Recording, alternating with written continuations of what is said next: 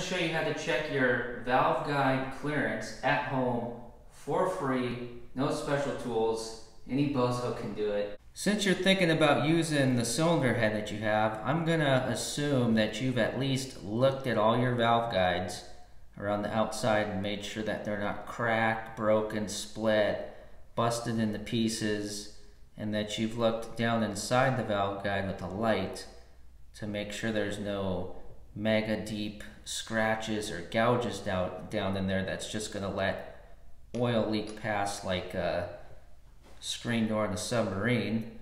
So if that's good to go there, we're going to grab a valve and we're going to do a little suction test. And do this dry. I'll have a bunch of oil on it. And go ahead and put your finger on the top of the guide and then see the stem right here, the valve stem.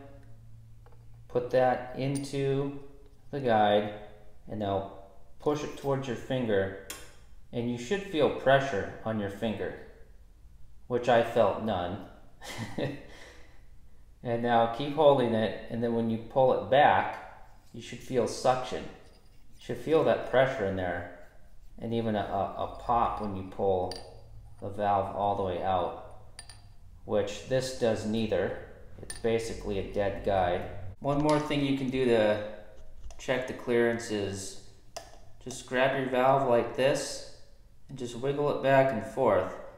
Now there needs to be a little bit of clearance between the valve stem and the valve guide so that it can get lubricated, and there's some oil has to get in or you'll just be metal on metal.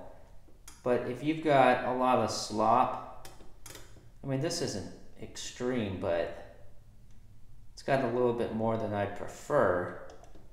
That's just another indicator that this guide's pretty much shot. A word of caution I'll give with this technique for checking valve guide clearance is this is not the professional way. This is not how you do it for customers. This is not race engine stuff.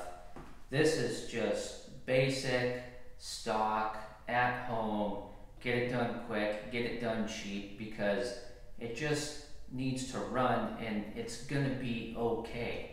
Just get in there and get it done.